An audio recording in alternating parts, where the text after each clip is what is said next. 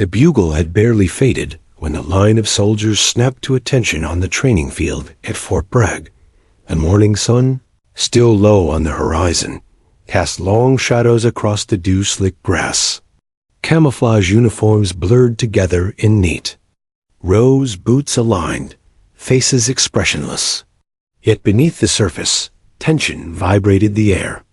PT formation always carried that energy, the expectation of sweat, discipline, and a quiet battle for pride. Colonel James Harrison walked across the field like he owned it. In many ways, he did. At least, that was how the younger soldiers saw him. Square-jawed, broad-shouldered, chest full of ribbons, and a booming voice that cut through hesitation like a blade. He wore his authority like a weapon, and he enjoyed using it. Every PT morning, he prowled the formation, scanning for weakness, for hesitation, for the smallest excuse he could slice down. Captain Emily Ruiz stood in the second row, her posture straight, her jacket zipped high against the cool breeze. She had perfected the art of stillness over the years, chin raised, eyes fixed forward, body betraying nothing. From the outside, she looked like every other officer, disciplined, prepared, untouchable. Inside, her stomach churned. She already knew what was coming. Colonel Harrison had been circling her for weeks. He noticed she never joined the longer runs, noticed how she rotated into alternative exercises when the rest were pushed to exhaustion. She didn't limp, didn't complain, but her avoidance made her stand out. Harrison hated excuses. To him, a soldier's body was as much a weapon as their rifle, and any attempt to sidestep training was weakness. Weakness, in his mind, was unforgivable. This morning, when he barked the order for a 5-mile run, Emily felt her throat tighten. 5 miles. Her body could endure it. She had trained through worse pain. But the scars beneath her jacket weren't just ugly reminders. They were fragile, sensitive. Every long run chafed until her skin felt raw and burning. She had learned long ago that pushing herself past that point risked infections, flare-ups, and weeks of pain. She had found ways to work around it, to keep herself fit without reopening wounds. But none of that mattered to Harrison. 5 miles today, he shouted, his voice carrying across the field.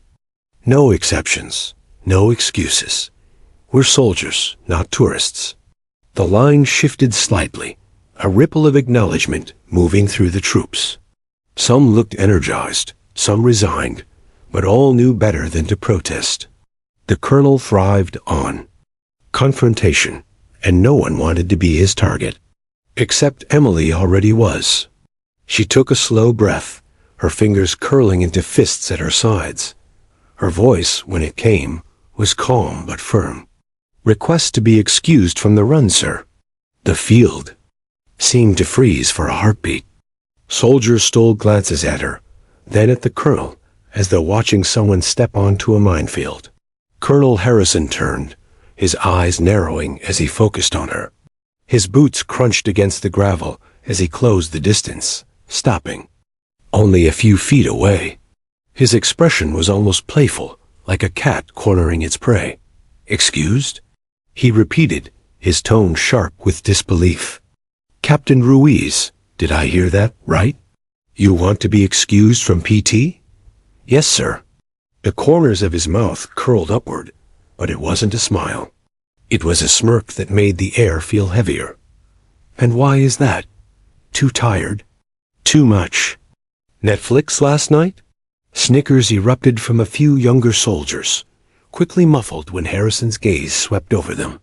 He thrived on these moments, humiliation dressed as humor.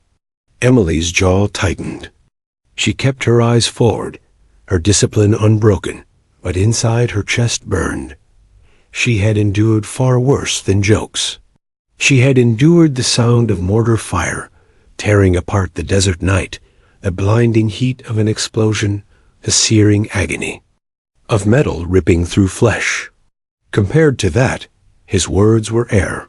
Still, The laughter around her was salt in wounds she never showed.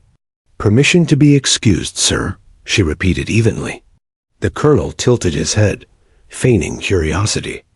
"Permission denied. Every soldier runs. Unless," he paused, letting the silence hang heavy. "Unless you've got some secret reason. You hiding something, Captain? Or are you just soft?" Another ripple of uneasy laughter spread. Some soldiers looked down at their boots, ashamed. Others watched Emily, waiting to see if she would snap or back down. Her throat felt tight.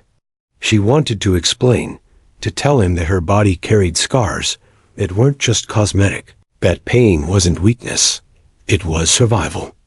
But explanations were complicated, and explanations often sounded like excuses. Instead, she stood straighter, her silence a shield. The colonel leaned closer, his voice dropping just enough for those nearby to hear. "If you can't keep up, Captain, maybe you should reconsider wearing that rank. Officers lead by example, not by skipping workouts." Emily's heartbeat thundered in her ears. She could almost smell the acrid smoke of that day in Afghanistan, feel the scorching heat, hear the cries of her men. Her breath caught as the memory clawed at her. She blinked it away, keeping her face calm, her body still. The colonel stepped back, straightening to his full height. His voice boomed again. "All right, soldiers. Form up for the run. And let's hope everyone here has the backbone to finish what they started." The platoon shifted, boots crunching as they moved into position. Emily stayed rooted to her spot, her body rigid. She knew she couldn't run.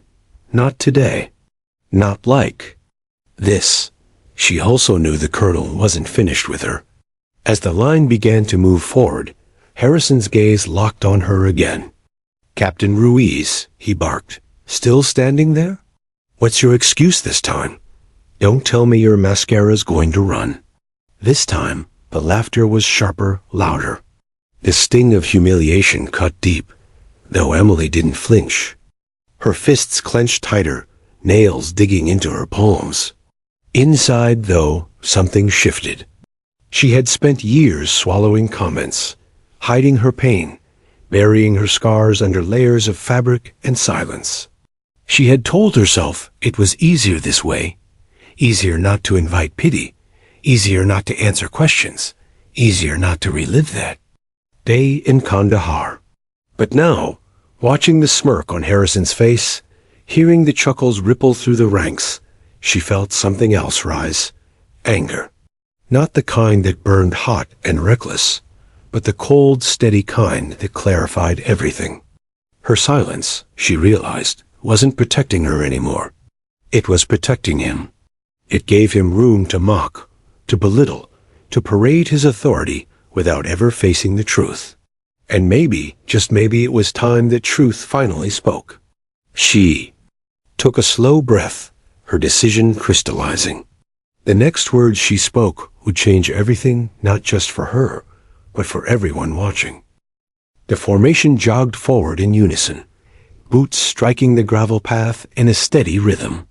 Dust rose with each synchronized step, carrying the sound of discipline down the training field. Colonel Harrison, satisfied with the motion, jogged alongside. Them with ease, his voice booming encouragements and threats alike. But Captain Emily Ruiz remained behind, standing alone as the last rank disappeared toward the tree line. Her chest rose and fell in controlled breaths, her body rigid, her fists clenched at her sides. She felt dozens of glances thrown her way before the run began. Soldiers' expressions hovering somewhere between curiosity, discomfort, and shame. The air grew heavier in the sudden silence that followed their departure. Only the wind cut across. The field now, whistling against the flag that snapped at full mast above the base. Emily kept her gaze fixed forward, though she could feel Colonel Harrison's presence drawing near again. He hadn't left with the group. Of course he hadn't. His boots crunched deliberately on the gravel as he approached. "You're still here," he said, his voice carrying the same tone as before, sharp, mocking, dripping with disdain. "I thought maybe you'd at least try to jog a few feet. But no, just standing there, watching, like a tourist." Emily didn't move. Her jaw was tight enough to ache, but her discipline remained unbroken. "Tell me, Captain," Harrison continued, pacing slowly around her like a predator circling prey. "How exactly do you expect to lead men into combat if you can't handle a morning jog? Or are you planning to command from a desk somewhere, safe and sound?" The words pierced sharper than intended, not because they carried truth, but because they poked at something raw inside her. A desk, safe. Words that had haunted her since she'd returned stateside. Words whispered in backrooms when she was offered command of training units instead of combat ones. Words that never acknowledged what she had already endured. Her silence only seemed to fuel him. Harrison stepped in closer, his shadow stretching long against hers. "Answer me, Captain. What's the excuse this time? Hangover? Sore legs? Or maybe you're just weak." The word hung between them like smoke. Weak. Emily felt her heartbeat hammering, not from fear, but from memory. And suddenly, she was no longer standing on the dewy field at Fort Bragg. She was back in Kandahar. The night had been still when the convoy rolled out, engines humming low, desert winds swirling fine sand into their faces. The moon glowed faintly overhead, bathing the barren landscape in silver. Emily had been riding in the second Humvee, headset crackling with brief check-ins. She had been calm, alert, every nerve tuned to the tension of the mission. Then came the blast. It was deafening, an eruption of light, fire, and force that tore through the quiet night. The lead vehicle disappeared in a plume of smoke and flame, shrapnel spraying across the convoy. Her own Humvee bucked violently, metal shrieking as fragments tore through the armor. Emily remembered the scream of her gunner, the taste of dust.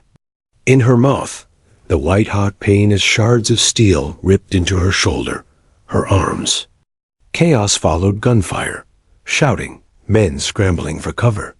She had bled into the sand, her vision blurring, but she had refused to lose consciousness. Not until the others were safe. She remembered dragging Private Torres behind cover with her good arm, barking orders through clenched teeth, forcing her body to move despite the agony. She remembered holding pressure against Sergeant Miller's wound, feeling his lifeblood seep through her fingers as he whispered, "Tell my wife.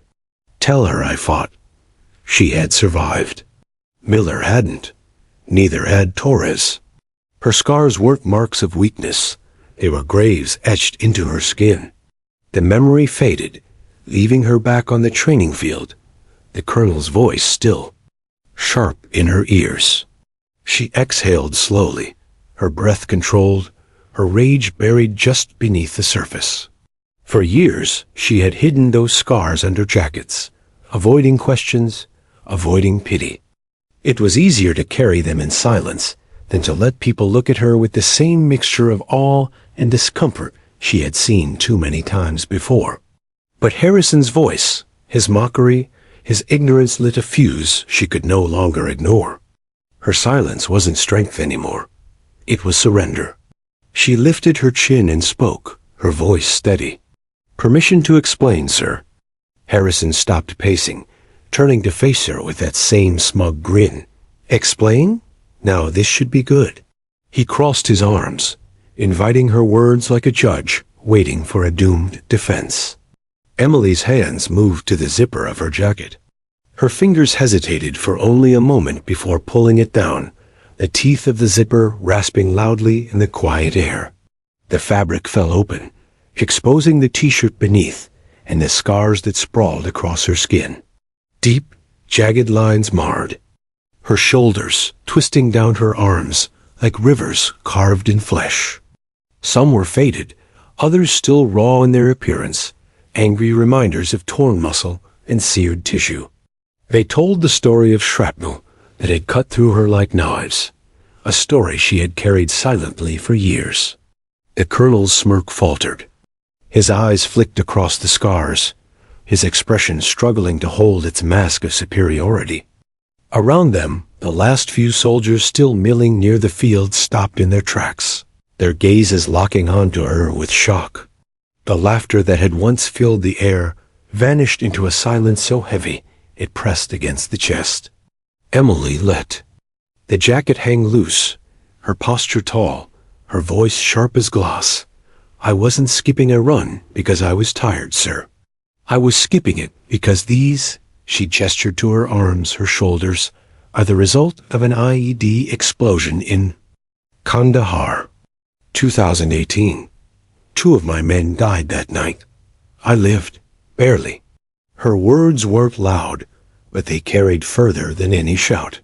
Harrison opened his mouth, but no words came. His jaw tightened, his eyes darted away briefly before snapping back. 4. Once, the colonel, the man who always had a remark ready, who thrived on cutting others down, was silent.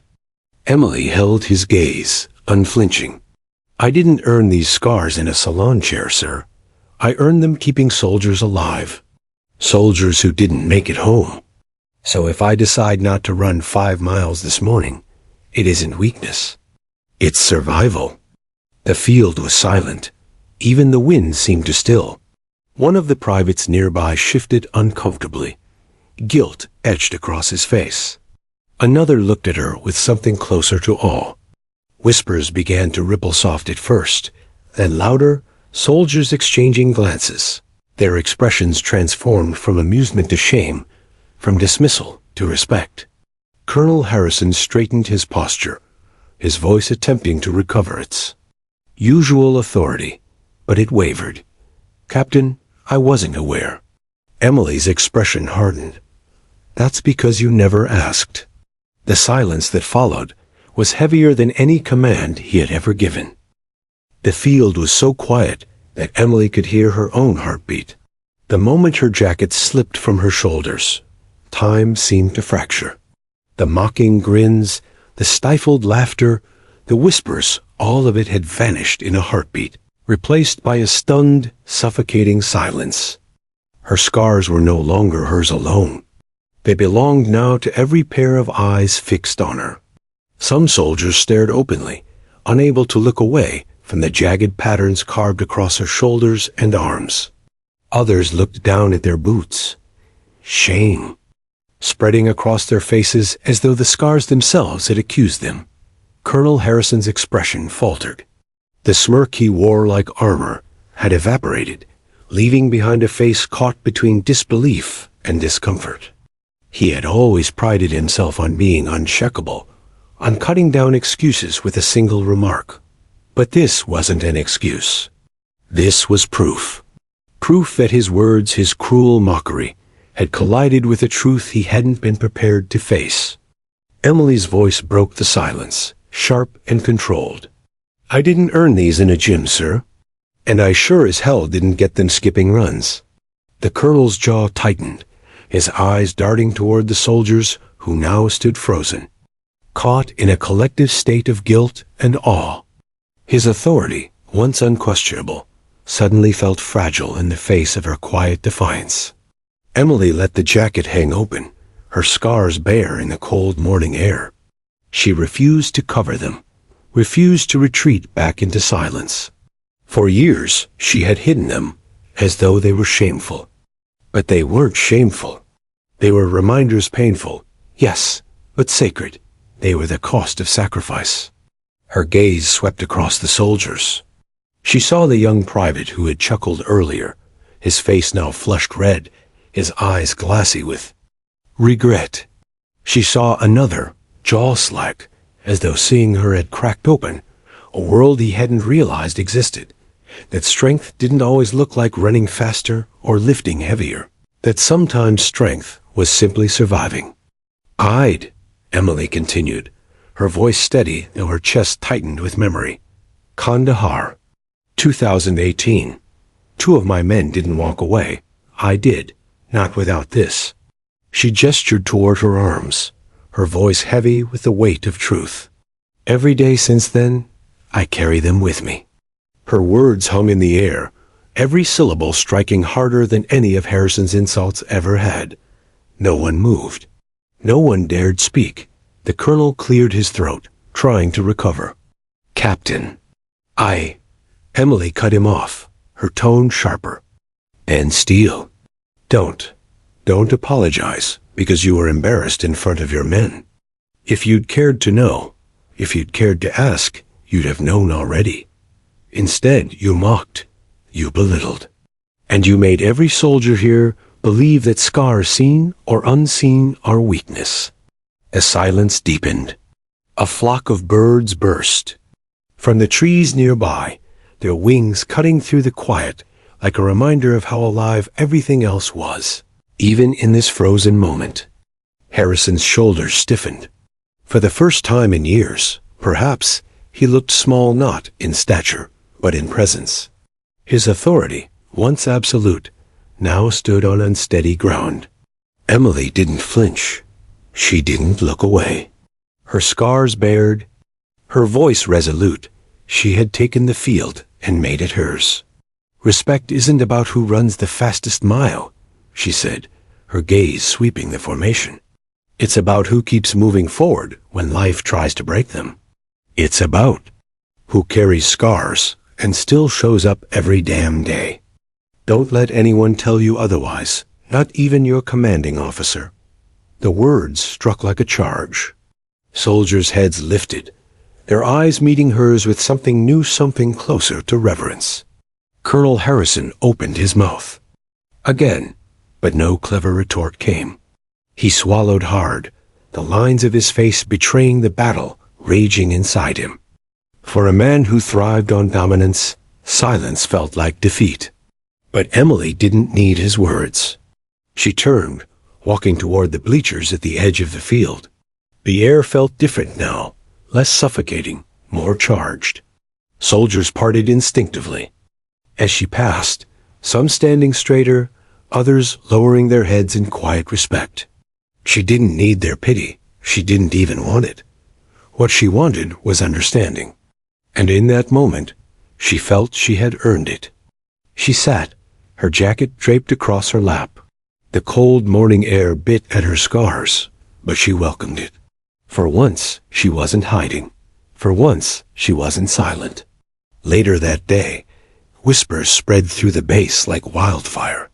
By lunch, every corner of the mess hall buzzed with retellings.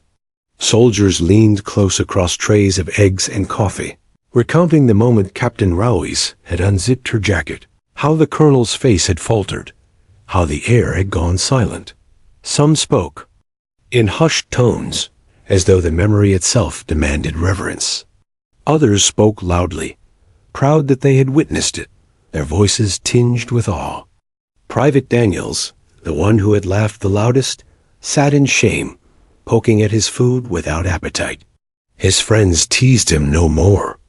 Instead, they nudged him into silence, unwilling to let jokes taint the gravity of what they'd seen. Sergeant Whitmore, one of the older NCOs, leaned back in his chair and said quietly to the table, "That's what real leadership looks like." She didn't need to raise her voice. She didn't need to outrun anyone. She showed us the kind of strength most of us pray we never have to prove. The words spread, passed from table to table, until the entire mess hall seemed to breathe the same new truth. Captain Emily Ruiz wasn't someone to mock. She was someone to follow. Colonel Harrison retreated to his office, the door closed tighter than usual. He sat at his desk, his hands steepled, his thoughts unraveling. The image of her scars burned in his mind, stubbornly refusing to leave. For years, he had built his command style on toughness, on mockery, on breaking soldiers down to prove who was strong enough to stand back up. He believed it was necessary, that only the toughest survived. But seeing what she carried had cracked something inside him. She hadn't broken under fire. She hadn't crumbled under loss. She had survived an explosion that had taken the lives of her men, and she had returned to serve again. And still, he had mocked her. His reflection in the office window looked unfamiliar, his face lined with something he rarely felt: shame. That night, Emily sat in her small barracks room, her jacket draped neatly over the back of a chair. The scars on her arms itched faintly in the cool air, but she didn't cover them. For the first time in years, she let them breathe. She thought about Torres, about Miller, about the countless others who hadn't made it home. She thought about how their memories were etched into her skin, and how today, for the first time, she hadn't hidden them. It hadn't been easy. Exposing her scars had felt like peeling open wounds, but it had been necessary. She had felt the shift in the air, the way silence had turned from mockery into respect. She had felt the burden grow lighter, even if only slightly. Her phone buzzed with a text. It was from Sergeant Whitmore. "Ma'am, I just want to say, you changed something today. You reminded us what this uniform really means. Thank you." Emily stared at the message for a long moment before setting the phone down. She didn't need thanks. She didn't need praise. All she needed was the knowledge that her scars for truth had finally spoken louder than silence. And tomorrow, when she stood in formation again, she knew the colonel wouldn't mock her. Not because he feared her, but because he respected her. That was enough. The next morning, the base stirred awake under a haze of gray clouds. Soldiers shuffled into formation, boots crunching against the gravel, their breaths puffing white in the crisp dawn air. Yet something was palpably different. Where once there had been whispers and mocking grins, now there was silence, an almost reverent kind of silence, heavy but respectful. Every soldier's eyes drifted toward Captain Ruiz as she stepped into formation. Her uniform was crisp, her posture straight, but there was no mistaking it. Her presence had changed. Emily felt it. She felt the weight of their gazes pressing in, but for the first time, it wasn't pity or ridicule. It was acknowledgement, respect, and respect, she knew, had to be earned, not demanded. Colonel Harrison stood at the front, his hands clasped behind his back, eyes sweeping across the field. His expression was harder to read than usual. Not the smirk of superiority, not the mocking glare he used to cut soldiers down. This morning, his jaw was set, his eyes colder, almost calculating. When his gaze landed on Emily, it lingered. She stared back without flinching. The unspoken challenge hung in the air, sharp as a drawn blade. "Morning, soldiers," Harrison barked finally, his voice as gruff as ever. "Another day, another chance to prove you belong in this uniform. Let's get to it." But even as he gave the order, Emily noticed it. A hesitation. A subtle restraint in his tone, as though the words he wanted to hurl words dripping with sarcasm and mockery caught in his throat before they could escape. The colonel moved on, leading warm-ups with mechanical precision. Yet Emily could feel it. His authority wasn't absolute anymore. He knew it. She knew it. And so did every soldier standing in the cold. Later, in the motor pool, the young soldiers lingered around Emily like moths to a flame. "Captain," Private Daniels muttered, eyes downcast, his hands fiddling with the strap of his rifle. He was the same one who had laughed at her excuse before the reveal. Now his voice carried shame, the kind that gnawed at him. I didn't know. I shouldn't have." Emily stopped him with a raised hand. "You didn't know, but now you do. Learn from it." Daniels nodded vigorously, relief flooding his face. Behind him, two more privates shifted awkwardly, clearly wanting to speak, but unsure if they should. Emily gave them the faintest nod, granting permission. "Ma'am," one of them said, voice low, "what you did yesterday, it changed things. For us. For me." He hesitated and added, "I didn't think about what people carry. I just thought toughness was about running faster, pushing harder. Emily softened, just slightly. Toughness isn't about pretending you're unbreakable. It's about getting back up after you've been broken. She looked around at the small circle of soldiers, their young faces etched with uncertainty. Every one of you will carry something someday. Maybe scars, maybe memories, maybe both. Don't judge what you can't see. The soldiers nodded, their eyes fixed on her with a kind of reverence she hadn't asked for, but couldn't ignore. By evening, the atmosphere on base had shifted even further. In the chow hall, conversations paused when Emily entered, not with awkwardness this time, but with subtle deference. Soldiers moved aside in line, not out of pity, but as though she had earned a rank above her own. It unsettled her. She hadn't done it to be worshipped. She hadn't wanted to become a symbol, yet she couldn't deny the effect. Across the hall, she caught Harrison watching. He sat with a group of senior NCOs, but his attention was fixed on her. His fork hovered mid-her, his jaw clenched. For the briefest moment, Emily thought she saw something flicker in his expression: resentment, maybe even fear. She looked away. That night, Harrison paced his office like a caged animal. The walls felt smaller than usual, the desk piled high with reports he couldn't focus on. His thoughts kept circling back to that morning, to the way his soldiers had looked at Ruiz, to the way she had looked back at him, without fear. For years, his command style had been clear: break them down, strip away weakness, rebuild them into soldiers who could survive war. It had worked. At least, he told himself it had. His units performed. His casualty rates were low. His reputation until now was unchallenged, but Ruiz had undone it in a single moment. She hadn't shouted. She hadn't rebelled. She had simply shown the truth of her body, and suddenly his authority felt fragile. Harrison poured a glass of whiskey, staring at his own reflection in the darkened window. The face staring back looked older than he remembered, more tired. He wondered, though he hated himself for wondering, if maybe he had been wrong all along. The following week, training continued.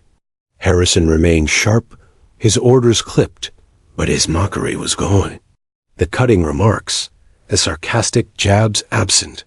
Soldiers noticed. They whispered about it behind his back. Some said he had softened. Others said Ruiz had humbled him. Emily noticed too. But she also knew better.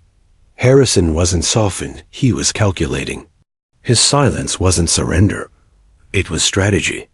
One afternoon, as the unit ran drills, Harrison called Emily over. "Captain Ruiz," he said, his tone formal, almost too formal. "Walk with me." They moved away from the others, their boots crunching over gravel, the hum of activity fading behind them. "I owe you something," Harrison said finally, his voice low. "An apology, not because you embarrassed me, but because I was wrong." Emily studied him, searching for insincerity. "Wrong about what, sir?" His jaw flexed. "About what strength looks like. About what leadership is. I thought mocking you proved I was tough. But all it proved was that I didn't understand." Emily held his gaze, her voice calm but firm. "You don't lead by tearing people down, sir. You lead by showing them they can rise." The words hit him harder than he expected. He nodded once, curtly, before walking away. It wasn't a grand apology.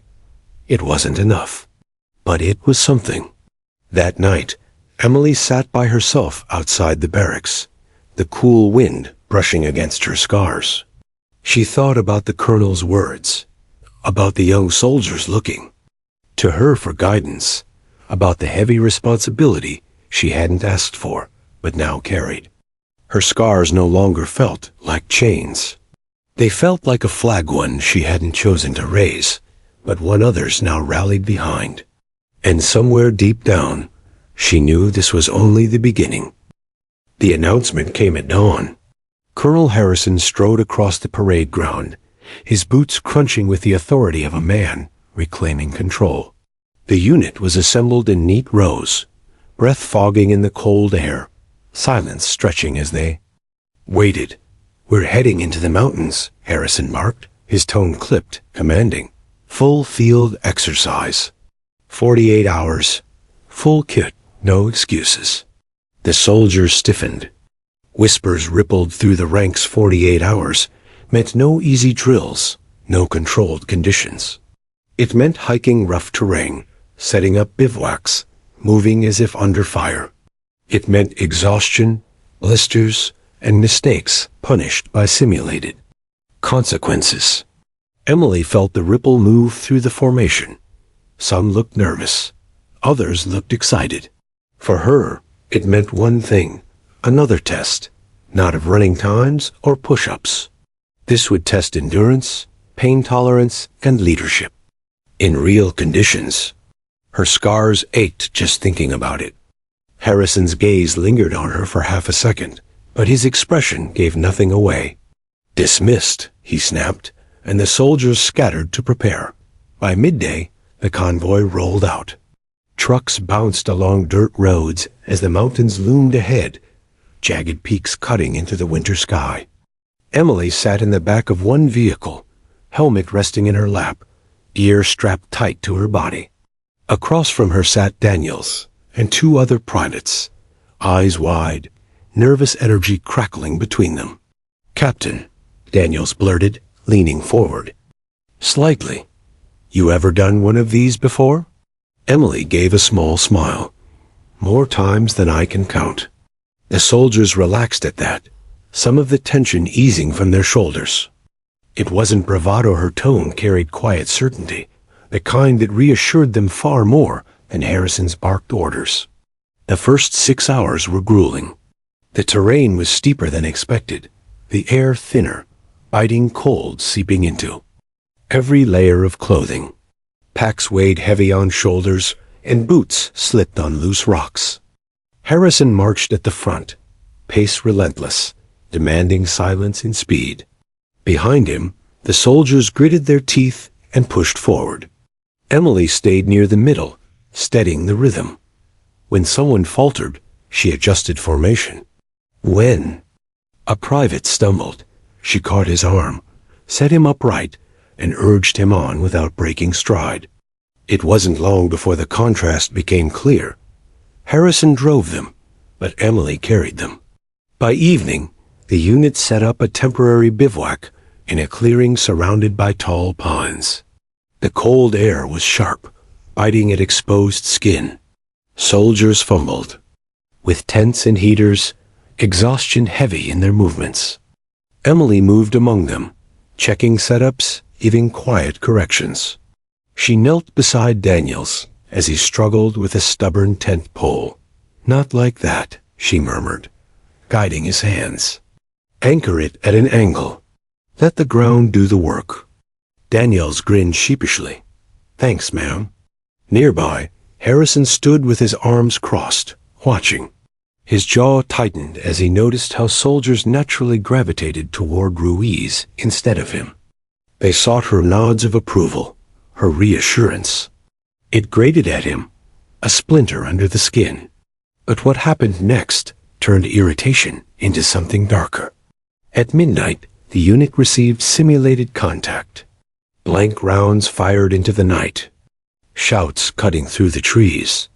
Soldiers scrambled awake, fumbling for rifles, pulling on helmets.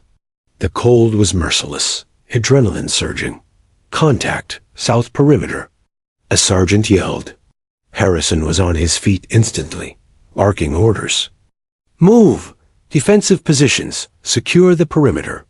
Chaos unfolded as soldiers rushed into formation. Some moved efficiently, others stumbled, disoriented by fatigue. Emily was already moving, her instincts sharp. She grabbed a hesitant private by the shoulder. "With me.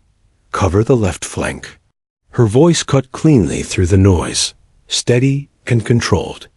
Within minutes, the unit was positioned, rifles aimed into the darkness where flashes of blanks simulated enemy fire. The drill was designed to test reaction under pressure, and under Emily's guidance, the left flank held firm. When the attack ended, Harrison stalked through the clearing, his glare like a storm. "Pathetic," he growled. "Some of you couldn't even find your helmets before the first shots. If this were real, you'd be dead." Silence hung heavy. Soldiers shifted uneasily. Emily stepped forward. "They reacted under pressure, sir. They held the line." Harrison's head snapped toward her, his eyes cold. They hesitated. Hesitation gets soldiers killed. Emily didn't back down. They're young. They're learning. They need guidance, not humiliation. The tension crackled between them like live wires. Soldiers watched, holding their breath. Harrison's authority pressed down like a hammer, but Emily's defiance burned like steel. For a long moment, neither moved. Then Harrison turned away, his voice cutting. "Get some rest. We move at first light." The second day was worse. The terrain climbed higher, snow crunching under boots. Packs grew heavier, fatigue gnawed at muscles. Blisters burst, leaving raw skin. Soldiers stumbled, teeth chattering in the biting wind. By noon, Daniels collapsed to one knee, gasping for breath. "On your feet, Private," Harrison barked. Striding over, "You think the enemy gives you water breaks?" Daniels struggled, his face pale, sweat freezing on his brow. His pack was too heavy, his legs trembling. Emily stepped in, kneeling beside him. "Breathe, Daniels. Deep breaths. In through your nose, out through your mouth." She unclipped his pack and shifted some weight onto her own. Harrison's eyes flashed. "Captain Ruiz, you are compromising his training. He carries his own weight, or he doesn't belong here." Emily stood, her voice calm but unyielding. "He carries what he can, sir. The rest his team carries until he's strong enough. That's how units survive." The soldiers around them froze, watching. Daniels looked up at her, gratitude shining in his eyes. For a heartbeat, Harrison looked ready to explode. Then he turned sharply, signaling the unit forward. But his authority had cracked again. That night, the exercise escalated. The unit was tasked with a night movement navigating through dense forest, with only red lens flashlights, silent hand signals guiding the way. The cold cut to the bone, exhaustion weighing down every step. Emily moved near the rear, ensuring no one fell behind. Harrison led at the front, pushing hard. Halfway through the march, disaster struck. A private near the middle tripped over a hidden route, tumbling down a slope with a cry. His gear clattered, his leg twisting at a sickening angle. "Man down," someone shouted. The column halted in disarray. Harrison stormed back, eyes blazing. What happened? The private lay groaning, clutching his leg. Even in the dim light, it was clear. Broken. He couldn't walk. "We can't." "Stop here," Harrison snapped. "We'll evac him at first light." Emily's eyes widened. "He won't make it till first light. The temperature's dropping. He'll go into shock." Harrison glared. "We can't risk the entire unit. For one soldier." Emily dropped to her knees beside the injured private, her voice firm. "We don't leave anyone behind. Ever." Without hesitation, she shrugged off her pack and began securing the soldier's arm across her shoulders. "Help me get him up," she ordered. The privates around her moved instantly, rallying without question. They fashioned a makeshift stretcher from ponchos and rifles, lifting the wounded soldier carefully. Emily took one corner, her body straining but steady. Harrison stood frozen, torn between command doctrine and the undeniable loyalty unfolding before him. His soldiers weren't looking at him anymore. They were looking at Ruiz, and they followed her. By the time they reached the extraction point at dawn, the entire unit was battered, frost clinging to their gear, exhaustion written on every face. But the injured private was alive, stabilized, carried every step of the way, because one officer refused to abandon him. When the medevac truck arrived, Harrison gave curt orders, voice clipped, jaw rigid. But inside, he knew. The soldiers hadn't just passed a test. They had chosen their leader. And it wasn't him. That night, back at base, the whispers were louder than ever. Stories spread how Captain Ruiz had carried the wounded, how she had stood toe-to-toe with the colonel, how she had shown what real leadership looked like. Harrison sat alone in his office, staring at the reports from the exercise. The numbers didn't lie. The unit had performed above average. But it wasn't because of him.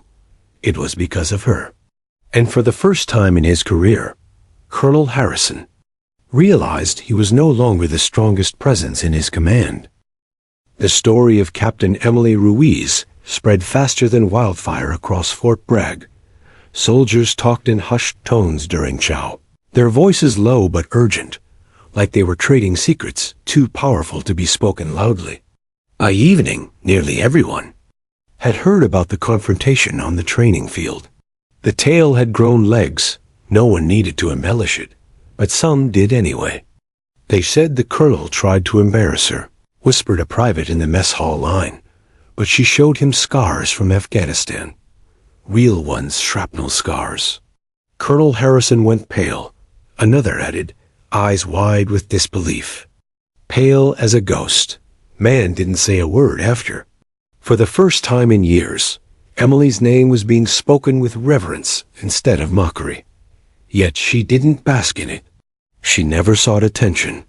She had only wanted the jeers to stop, the endless doubts about her worthiness to wear the uniform silenced once and for all. But now that the silence was hers, she found herself uneasy. That evening, Emily sat in her small barracks room, the blinds drawn against the fading Carolina sun. The space was tidy, almost sterile, neatly made bed, boots aligned perfectly, a desk stacked with reports. Her jacket, the same one she had shed earlier that day, hung over the back of her chair. It seemed heavier now, as though carrying the weight of every secret she had finally released. She traced her fingers along her scars absent-mindedly, the jagged ridges of skin that had once been raw agony, but were now part of her body's map. For years she had covered them, ashamed not of surviving, but of what the scars made her look like. Soldiers admired perfect bodies, the ones that could run 10 miles without breaking a sweat. She wasn't that anymore. Her strength was quieter, harder to measure, and now it was visible. For the first time since Kandahar, Emily felt seen, not as weak, not as making excuses, but as someone who had endured, someone who had kept going when the world tried to break her. Still, she couldn't shake the thought. Had she revealed too much? Flashbacks tugged at her mind. Kandahar, 2018. The convoy that day had been routine. Least until it wasn't. She could still smell the acrid smoke, hear the sudden blast that swallowed the vehicle ahead. She remembered the searing pain, the hot metal piercing her flesh, the chaos of shouts, and then the eerie silence of shock. And she remembered the faces. Sergeant Cole, who didn't make it. Private First Class Ramos, gone before anyone could react. 2 young men whose mothers would never again hear their voices. Emily's chest tightened. She had lived when others had not. Some days, she still questioned why. Survivors carried that burden, a mix of guilt and gratitude, that never left, no matter how many medals or commendations they received. That was the weight she had carried in silence all these years. Now, her silence was broken, and she didn't know whether to feel lighter or more exposed. Across the base, her fellow soldiers reacted differently. Some respected her more, there, posture shifting when she walked past. Others avoided her gaze, ashamed of how they had laughed before. A few whispered in corners, not with mockery now, but with awe, like they had glimpsed something sacred.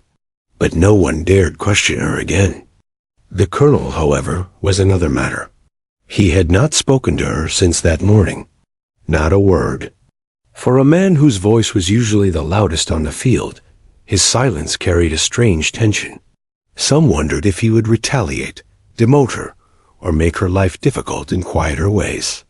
Others whispered he might respect her now, even if his pride had been wounded.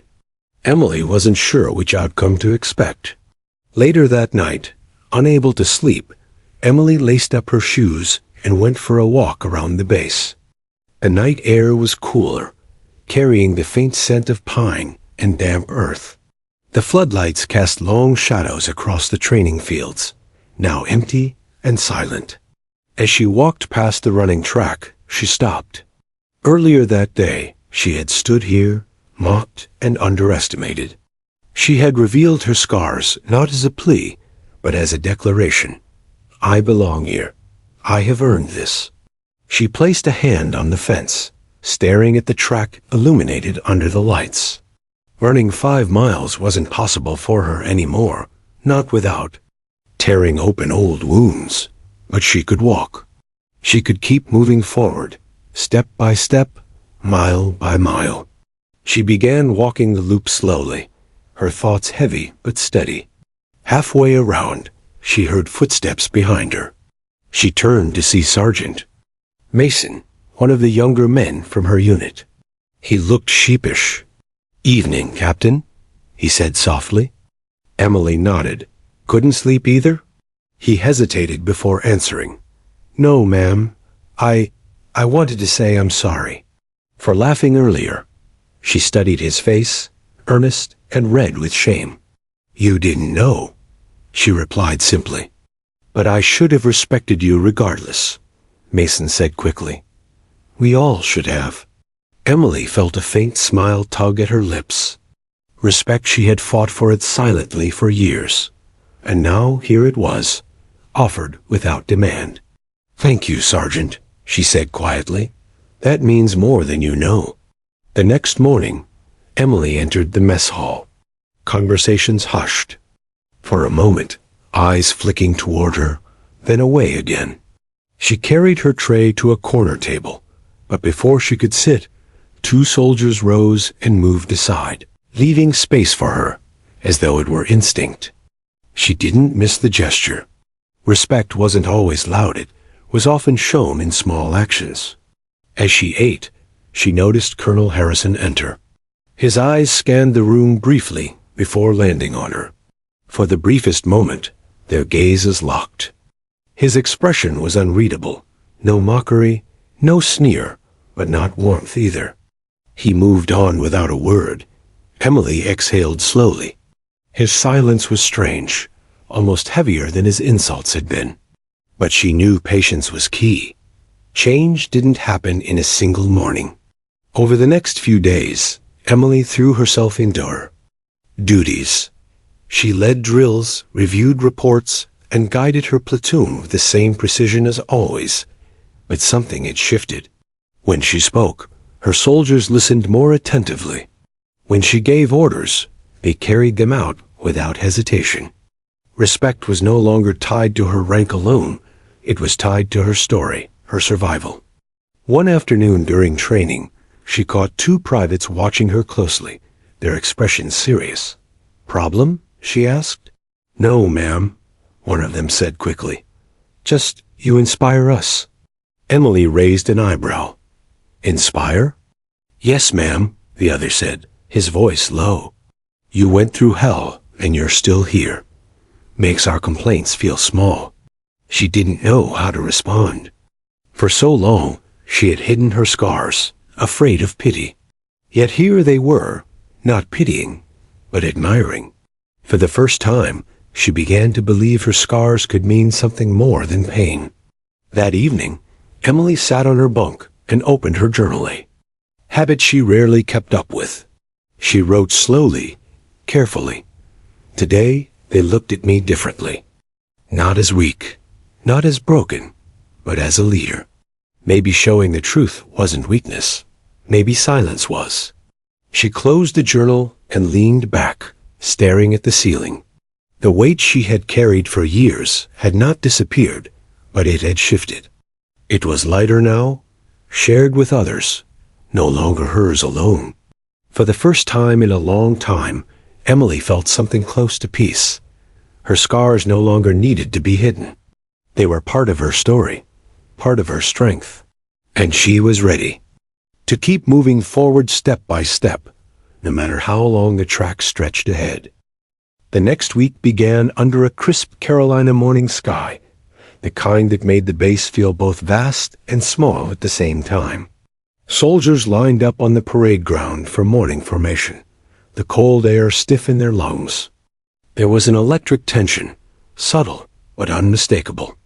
Emily Ruiz walked past the ranks with measured strides, her boots tapping firmly on the gravel. Her posture was impeccable, her face calm and unreadable, yet every soldier seemed to unconsciously straighten their shoulders in her presence. Colonel Harrison arrived shortly after, his presence still commanding but noticeably restrained. No smirk, no sharp tone. The soldiers noticed. Emily noticed. Even the birds seemed quieter, as if the world had sensed the fragile truce between the two leaders. Harrison cleared his throat, scanning the formation with those piercing eyes that had once intimidated everyone, himself included.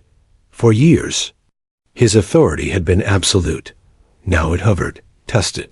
His soldiers looked at him differently, not with fear, but with curiosity. And the one person he feared most in that formation was Emily Ruiz. Today, he began, voice clipped and deliberate. We conduct a leadership drill. Pairs will take command of small units, navigating the terrain, assigning duties, and solving simulated crisis. Captain Ruiz, you will oversee the first team.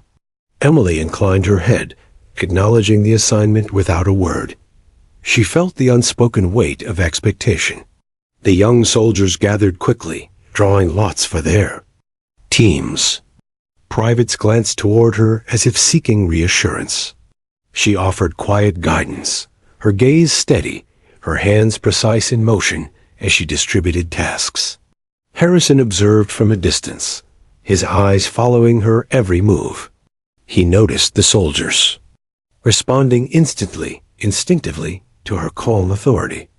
Every instruction she gave was met with action, executed efficiently and without hesitation. Harrison felt an odd twist in his chest. Envy, perhaps, but also reluctant admiration. The first drill began in a dense wooded area, mapped out with artificial obstacles, mock hazards, and simulated casualty points. Emily's team consisted of a mix of young privates and one seasoned sergeant. She moved among them, ensuring their positions were correct, checking the maps, adjusting pack weight, and quietly instructing them on tactics. Private Mason, your left flank. Check for hazards every 10 meters, she instructed, motioning to the trees ahead. We move as a unit. If one falls, the others must cover. Watch your spacing. Eyes up. Mason nodded, swallowing, but his hands tightened around his rifle with renewed determination. Emily's presence, her scars, and her calm authority had instilled confidence in them, a confidence they hadn't known they possessed. Across the clearing, Harrison barked orders to another group. They moved efficiently, but there was a rigidity. To them, a mechanical precision without initiative. Emily's group, on the other hand, flowed. They adapted, corrected mistakes quietly, and anticipated problems without waiting for explicit instruction. Harrison clenched his jaw. He had drilled them hard, but this was something different. Ruiz had earned their respect in a way that force and fear never could. Hours passed, the drill intensifying as simulated emergencies arose. A wounded soldier fell, a map went missing, and an obstacle blocked the path. Emily's team responded smoothly. She knelt beside the wounded, issuing instructions calmly, directing another to locate the map, and coordinating a new path around the obstacle. By contrast, Harrison's team hesitated, argued over assignments, and relied heavily on his commands rather than initiative. The difference was undeniable. Soldiers began glancing at Emily, as though silently acknowledging the truth. They were following her lead, even when the colonel was present.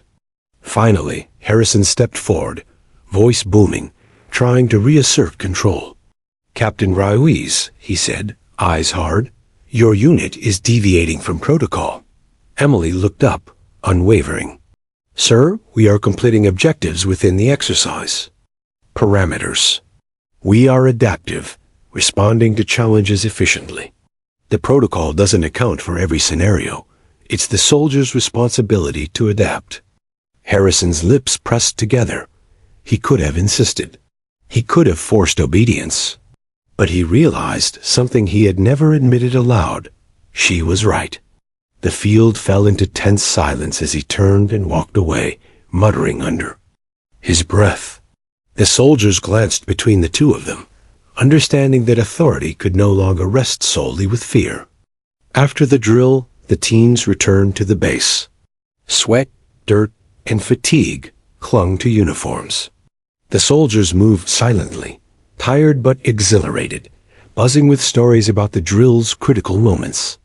Emily gathered her team near the bleachers.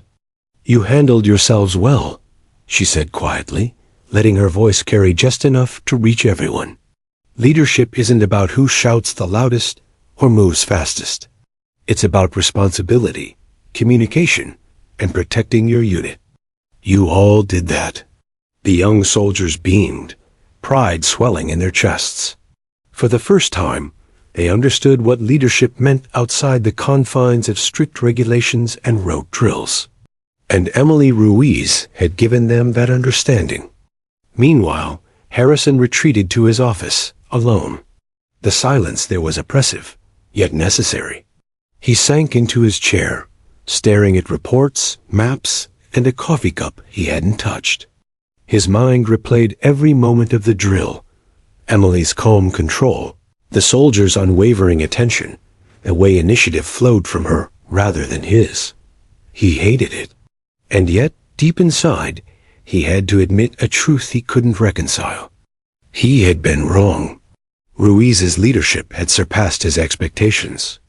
She had not only proven herself, but had taught him a lesson he had ignored for years, that authority earned through respect and trust was far more effective than authority enforced by fear and mockery. He poured himself a glass of whiskey, staring at the amber liquid, contemplating how to reconcile his pride with the undeniable shift in command dynamics. The colonel had spent his career as a figure of unyielding power. Now, that power felt hollow in the face of a younger, scarred, resilient officer who had earned loyalty where he had once demanded it. The following day, Emily was called to the colonel's office. She entered cautiously, aware that his silence might contain hidden tension. Harrison gestured to a chair, but she remained standing, as she always did in these meetings. "Captain Ruiz," he began, voice measured. I need to acknowledge something." Emily studied him, eyes steady, waiting. "I underestimated you," he admitted finally. "Not just your physical capabilities, but your approach to leadership. I relied on intimidation, ridicule, and strict protocol because I believed it built stronger soldiers. I see now that I was wrong." Emily nodded slightly. She had expected this confession one day, perhaps not in these exact words. "You don't need my approval, sir," she said quietly. "My job is to lead my unit, and you have your responsibility." "Mutual respect is enough." Harrison's jaw flexed. "Mutual respect? Not a phrase I use lightly." She allowed a small, almost imperceptible smile. "It's a start." For a moment, the colonel said nothing. Then, unexpectedly, he offered a hand. Emily hesitated, then shook it. It was brief, professional, but it carried weight, the weight of acknowledgement, of a subtle truce, of the recognition that authority could take new forms. Back on the field, Emily's soldiers noticed the change. Harrison's once domineering. Tone was softer, his expectations still high, but filtered through something different. He no longer belittled mistakes. He began offering constructive guidance instead of sarcasm, albeit reluctantly. The shift wasn't complete. Harrison was a colonel, after all, but the balance of respect had subtly changed. Soldiers looked at Emily for mentorship, at Harrison for overarching command. Both were necessary, but it was clear that leadership was no longer one-dimensional. Emily continued her work, guiding, mentoring, and leading by example. Soldiers approached her with questions, seeking her advice. She answered calmly, firmly, and with patience that only came from experience and hard-earned survival. And every night, when she removed her jacket and traced her scars, she no longer saw shame. She saw a story of endurance, of leadership earned through struggle, of respect commanded by truth. The colonel, for his part, was left to wrestle with the pride he had never surrendered before. But even he had begun to understand that true authority came not from fear, but from those who chose to follow willingly. The morning sun rose over Fort Bragg like a pale promise, casting golden light across the parade grounds. Emily Ruiz stood at the edge of formation, her boots crisp on the gravel, the weight of her uniform familiar yet comforting. She had faced countless challenges in her career, but today felt different. Something had shifted on the base, in the unit, even within herself. The soldiers stood at attention, their eyes sharp and alert. Whispers had all but vanished. There was only quiet readiness. Emily's gaze swept over them. These young men and women, once uncertain, now carried themselves with a confidence born of trust and example. They had watched her confront not just the colonel, but the weight of her own past, and in doing so, learned what it truly meant to lead. Colonel Harrison approached the formation, his hands clasped behind his back. There was no smirk, no sarcasm, only the hard-earned weight of reflection. He stopped a few feet away from Emily, his eyes meeting hers for a brief, silent acknowledgement. The tension that had lingered for weeks was gone, replaced by something quieter, mutual respect. "Today," Harrison barked, voice sharp but controlled, "we conduct the final exercise of this training cycle. Full team integration. Every squad will navigate the terrain as a single unit, facing simulated emergencies, casualties, and obstacles." Emily nodded, her jaw firm. She had anticipated this exercise for weeks. It would test not just the soldiers' endurance, but their cohesion and her leadership under extreme conditions. She felt the familiar stir of anticipation in her chest, tempered now by confidence rather than fear. The unit moved out quickly, boots crunching against frozen earth, packs weighted heavily, breath steaming in the cold morning air. Emily stayed near the center, observing, guiding, adjusting. Harrison led at the front, issuing commands, but this time his approach was measured. He corrected, suggested, advised, but he no longer demanded obedience through intimidation. The first obstacle arrived within 30 minutes, a steep incline of loose rocks and fallen branches. Emily assessed it instantly. "Team Alpha," she called, "take the right flank. Spread out, maintain line of sight. Sergeant Cole, watch the rear. Step carefully, assist one another. Move." The soldiers obeyed seamlessly, moving as if each step was choreographed by instinct. Emily followed, assisting a young private whose pack had shifted dangerously backward. Harrison watched, jaw tight. Every instinct he had, every lesson, taught through decades of strict authority, was challenged by the smooth efficiency of Emily's leadership. Her calm decisiveness inspired trust. Her scars, once hidden, are now emblems of experience. Every soldier on the field looked to her for guidance, their movements precise because they believed in her. Hours passed, drills cascading into one another. They crossed simulated minefields, evacuated wounded comrades, and navigated rivers swollen from early winter rains. Each scenario tested strategy, endurance, and courage. Emily moved through the chaos with a quiet authority, directing traffic, calming nerves, and correcting errors without anger or sarcasm.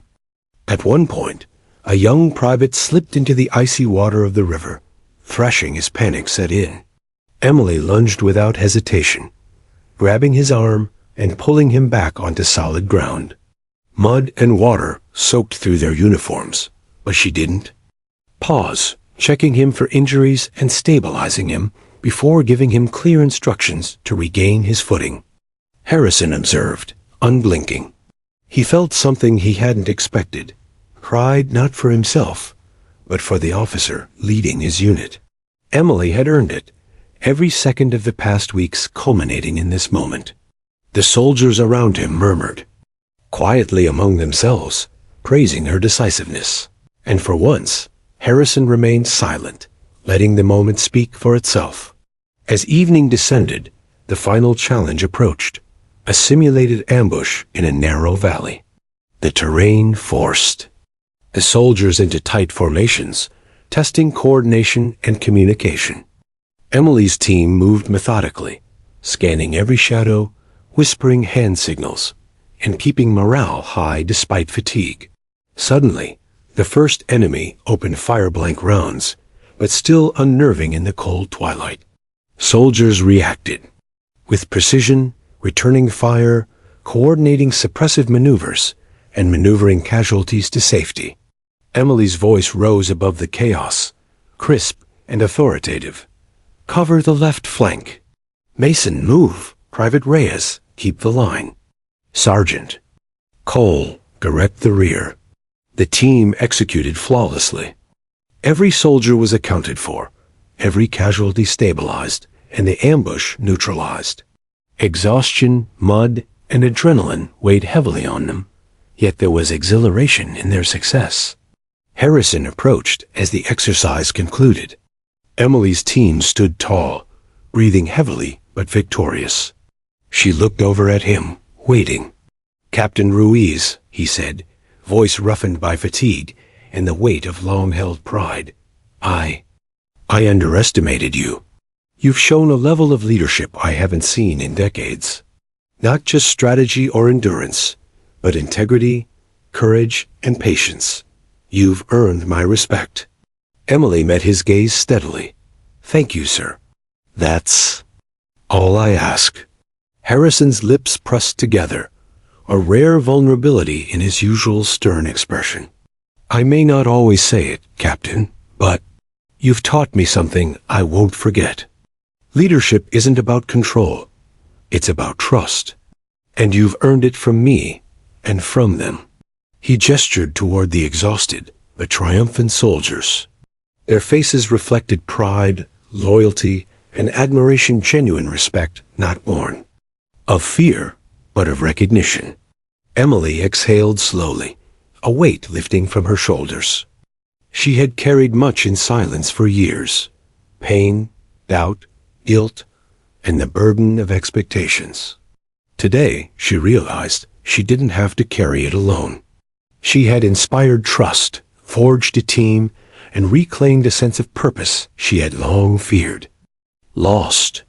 Later, back at the barracks, the soldiers gathered around Emily. They shared stories of the day, laughed over small mistakes, and recounted moments of courage. She listened, offering guidance and encouragement, but also allowed herself to relax in their company.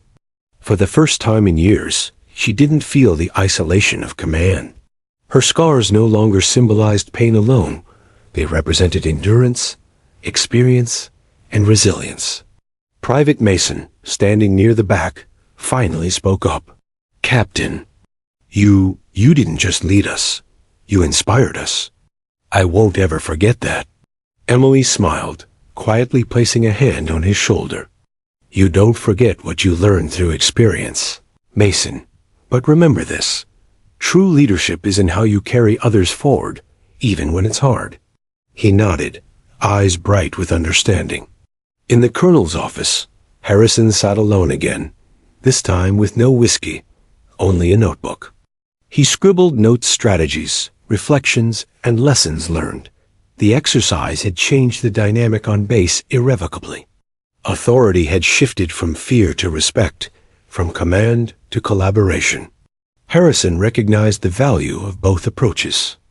Now, structure and discipline, yes, but tempered by empathy, understanding, and trust. He thought of Emily Ruiz, scarred, resilient, and unwavering. She had survived war, endured pain, and yet led with clarity and courage. Her presence had illuminated his shortcomings, forcing him to evolve, even if begrudgingly. He realized he could no longer command solely through intimidation. She had shown a better path. Harrison closed the notebook and leaned back, the sun, from the office window, catching the dust motes like tiny sparks of recognition. For the first time, he acknowledged something he had long resisted. True strength was not just in standing tall, but in lifting others as you stood. That evening, Emily sat quietly outside the barracks, the cold air sharp against her cheeks. She unzipped her jacket, letting the wind brush against the scars along her arms. Each mark, each ridge, each healed wound told a story of survival, courage, and determination. She traced them slowly with her fingers, a silent acknowledgement of all she had endured and overcome, no longer hidden, no longer shameful. These scars were her legacy, a testament to her resilience, her leadership, and her unwavering commitment to those she served alongside. She glanced toward the field where soldiers were still training, faint lights twinkling in the distance. Their laughter and conversation drifted to her, a subtle reminder that life continued, and she had helped shape it for them. For the first time, Emily smiled fully, freely. She felt whole, strong, seen, respected, and in that quiet, frozen Carolina night, she understood that leadership, like scars, was earned, not given. She had endured. She had taught. She had led. And she would continue to do so, as long as she wore the uniform and beyond.